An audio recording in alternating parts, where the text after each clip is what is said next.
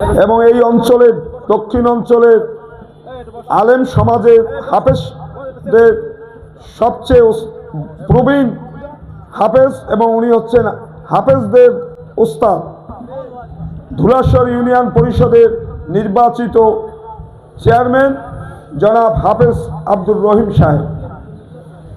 এখানে উপস্থিত আছেন আপনাদের অত্যন্ত প্রিয় মানুষ, লালুয়া ইউনিয়ন পরিষদের বিগত পরিষদ নির্বাচনে আপনারা বিপুল ভোটের মাধ্যমে যাকে নিকটতম প্রতিদ্বন্দ্বী করেছিলেন, আমার ভাই জনাব জসিমউদ্দিন মির্জা সাহেব।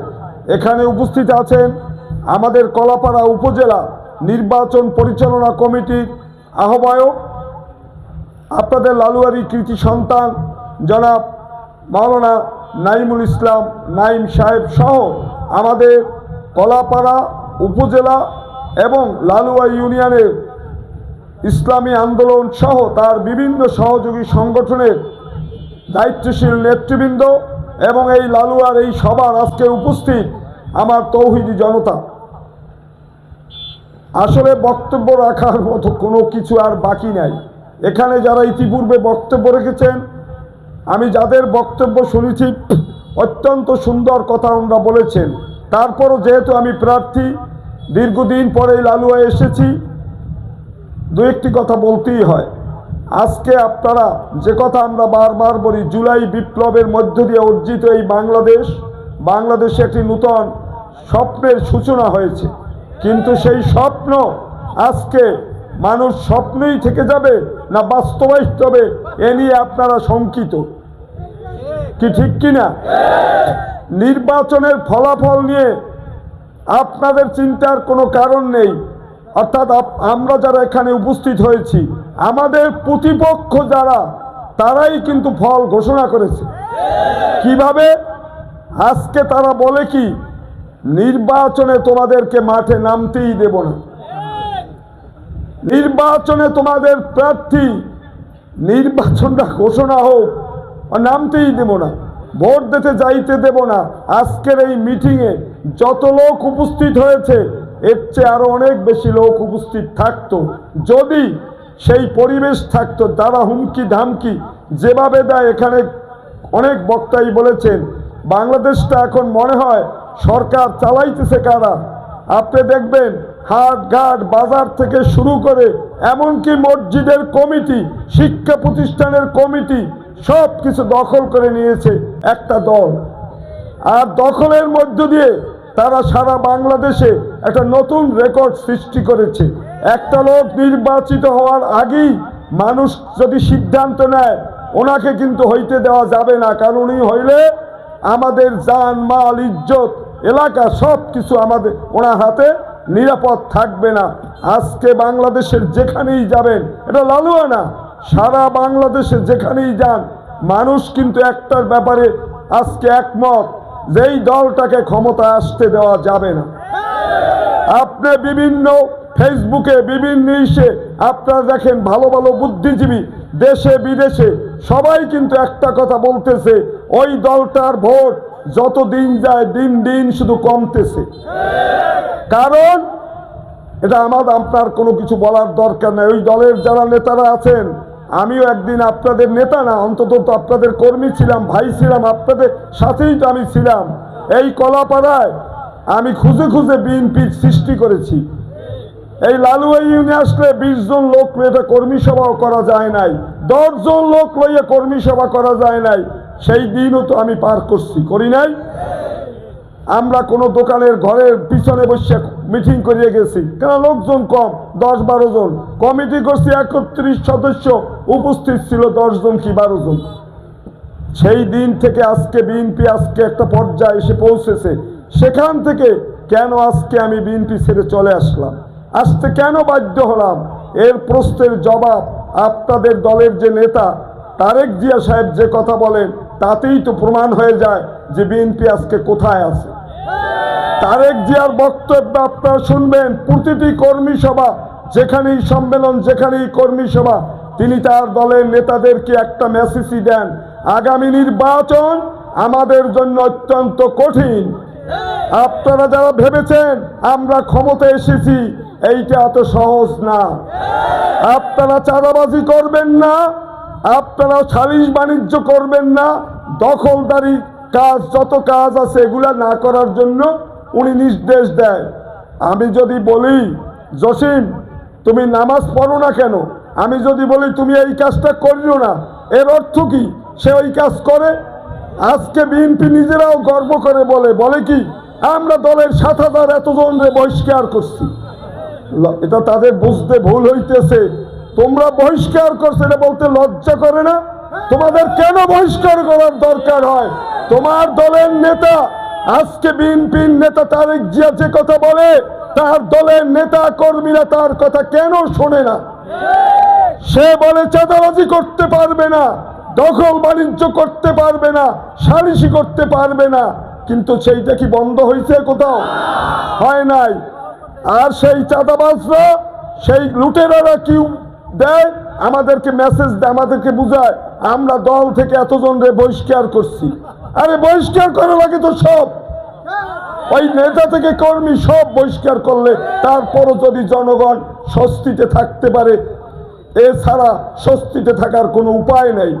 আমি শুনলাম লালুয়া এসে যেখানে চরমোনায় পীর সাহেবকে গালাগালি দেওয়া হয়। আরে আমি কে সেইটা তাকে বুঝতে হবে। আমার মতো একজন নগণ্য ব্যক্তি যার কোটি কোটি ভক্ত, আজকে যার কথায় কোটি কোটি লোক ওঠে আর বসে, তাকে আমি গালাগালি করি। আমি কে? আমার পরিচয় কি? আমি আমার ছোট ভাই সজল বিশ্বাসকে বলবো, বিএনপির নেতা কর্মীদের বলবো, আমরা যেন আমাদের নিজের অবস্থান ঠিক রাখি, আমরা যেন বুঝতে পারি যে আমি কে, আমার কি বলা উচিত। কারণ এই লালুয়া ইউনিয়নে নির্বাচন হয়েছিল ইউনিয়ন পরিষদে, সেই নির্বাচনে বিএনপির প্রার্থী কত ভোট পেয়েছে, ইসলামী আন্দোলনের প্রার্থী কত ভোট পেয়েছে এই জসিম সাহেব, সেইটা যদি হিসাব করেন কত গুণ বেশি। প্রায় সেইটা যদি আজকে যদি বিএনপির নেতাদের বিরুদ্ধে এই ধরনের কথা বলা হইতো, আজকে এখানে রক্তের বন্যা বসাই দিত তারা। কিন্তু চরমোনায় আজকে ইসলামী আন্দোলনের কোন কর্মী কি তার প্রতিবাদ করেছে? কোন উচ্ছৃঙ্খল আচরণ আমরা করি নাই। আমাদের ধৈর্যের বাঁধ ভাঙার চেষ্টা করবেন না আপনারা।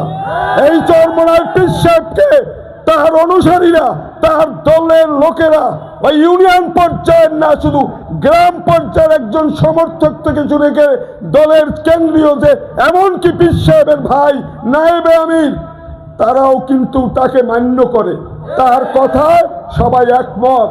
কিন্তু আপনারা কারা? আপনার দলের নেতা তারেক জিয়া বলে কি আর আপনারা করেন কি? তাই আজকে আমি আপনাদের বলতে চাই, আসুন এই কলাপাড়া আমাদের সবার। এই জুলাই বিপ্লবের মধ্য দিয়ে যে নূতন বাংলাদেশের সূচনা হয়েছে, প্রায় 1400-র বেশি লোক যেখানে নিহত হয়েছে, আর কয়েক হাজার লোক যখন আহত হয়ে পঙ্গু জীবন যাপন করছে হাসপাতালে অথবা বাড়িতে বসে আজকে রোগ যন্ত্রণায় কাতরাচ্ছে, সেই বাংলাদেশে আমরা যখন দেখি লুটপাট, ধর্ষণ, নারী নির্যাতন থেকে শুরু করে হেন কোনো অপকর্ম নয় আজকে আপনারা করতেছেন না। আজকে আমরা দেখেছি কি বিএনপি অফিস ভাড়া দেওয়া হয়েছে, এক লোকের ঘর ভাড়া চাইতে গেছে, তারে পিটিয়ে মেরে ফেলছে। এটা কি আপনাদের কাজ? কেন এদেশের জনগণ ভোটের আগেই আপনাদেরকে প্রতিহত করার সিদ্ধান্ত নিয়েছে? একটা দল ভোটে আসবে কি আসবে না সেই সিদ্ধান্ত দেশের জনগণ দেবে। আজকে আমরা আমাদের কথা বলবো, আপনারা আপনাদের কথা বলবেন। আপনাদের সেই সৎ সাহস নাই কেন? ভোটের চ্যালেঞ্জ কেন নিতে পারেন না? আপনারা বলেন আমরা উন্নয়ন করছি, এই করছি, ওই করছি। আপনাদের নেতা কোন দিন কোন জায়গার কোন জনপ্রতিনিধি ছিল? উনি উন্নয়ন করলেন কিভাবে? ঝড়ে কেউ মরে ফকিরের কেরামতি। আমি যদি বলি এই লালুয়া ইউনিয়নে আসল কথা কি, আপনারা নিজেদের অপকর্মগুলো থেকে ফিরে যান। আমি গত 22শে মার্চ রোজার ভিতর কলাপাড়ায় বিএনপির একটা বর্ধিত সভা ছিল, সেই সভায় দীর্ঘদিন আমি নীরবতা পালন করেছি দলের কর্মকাণ্ড থেকে। তারপর আমাকে নেতাকর্মীরা অনেকেই অনুরোধ করছে আপনি আসেন, দু একটা কথা বলেন। আমিও ভাবলাম যাইয়ে বললে যদি পরিবর্তন, এখানে লালুয়ার লোকও আছে যারা সেই মিটিংয়ে ছিলেন। আমি সেখানে বলেছিলাম, এই দলের নেতাকে উদ্দেশ্য করে তারেক জিয়া বলেন, খালেদা জিয়া বলেন, আমি মুস্তাফিজ, আমাকে পরিচয় করিয়ে দিতে হয় না তাদের কাছে, তারা আমাকে ভালোভাবে চেনে, তাদের সাথে কথা বলার মতো সুযোগ আমার আছে। তারপরও আমি বলেছিলাম যে আপনারা তিনটে শর্ত দিয়েছিলাম, দল থেকে কিছু লোককে চিরতরে বহিষ্কার করতে হবে, দলকে পুনর্গঠন করতে হবে, বর্তমানে যে কমিটি আছে আপনারা এই কমিটি পরিবর্তন করুন এবং কিছু লোককে সতর্ক করে দিন। এটা আমার কথা না, সেই মিটিংয়ে যারা ছিল প্রায় অনেকেই বক্তব্যে বলেছে।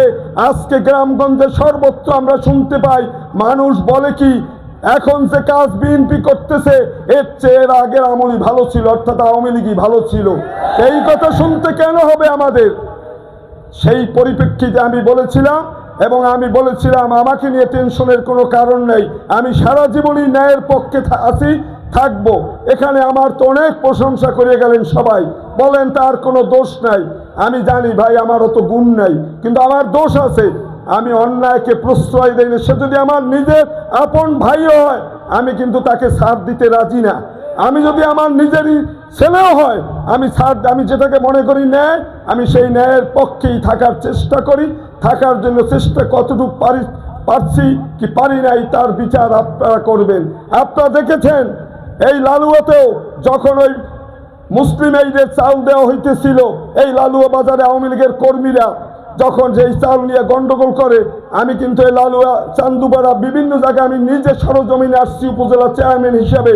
আমার এখানে বিএনপির নেতারা তখন যারা ছিল দৌড়েই গেছে। তখন সরকারি দলের কিছু কিছু কর্মীর সাথে আমার বাক বিতণ্ডা হইতেছিল, তখন দৌড়ে গেছে। আপনি এরকম একা আসছেন কেন? আমার তো ভয় নাই, আমি ন্যায়ের পক্ষে আছি, আইনের যেটা হবে সেইটাই হইতে হবে। আপনাদের মনে আছে বলে এই স্টলের ওখানে চাল দেওয়া হইতেছে, আমি মাঠটা দেখছি ঠিক মতো দেয় কিনা। চান্দুপাড়া বাজারে গেছি, সেই যেখানেই গেছি, এমনকি রাত্রে আমি সেই লক্ষ্মী বাজারে যাইয়াও সেইটা করার চেষ্টা করেছি। সব না পারি, কিছুটা দুর্নীতি তো বন্ধ করছি। আজকে আমার কথা একটাই, বিএনপির বন্ধুদের কাছে আমি তোমাদের ভাই হিসাবে, তোমাদের বন্ধু হিসাবে একটা কথা বলি, আসুন এই দেশের মানুষকে শান্তিতে থাকার ব্যবস্থা করি আমরা। মানুষ কেন এই 12-1400 লোক কেন মারা গেল? এই যে ভোটের অধিকারের জন্য মানুষ যুদ্ধ করেছি। আপনারা বলেন আমরা যুদ্ধ করেছি, তবে যুদ্ধের পরিণতি কি এই? এখন আবার বলবেন ভোট কেন্দ্রে যাইতে পারবা না, ওই মিটিংয়ে যাইতে পারবা না, অমুকের পিছে হাঁটতে পারবা না, আমরা লিস্টি করতে আছি। কেন লিস্টি করা লাগবে? আপনার সৎসাহস নাই? আপনি যদি ভালো কাজ এতই করে থাকেন, আপনার দলের কর্মসূচি যদি ভালোই হয়, মানুষ তো আপনাকেই ভোট দেবে।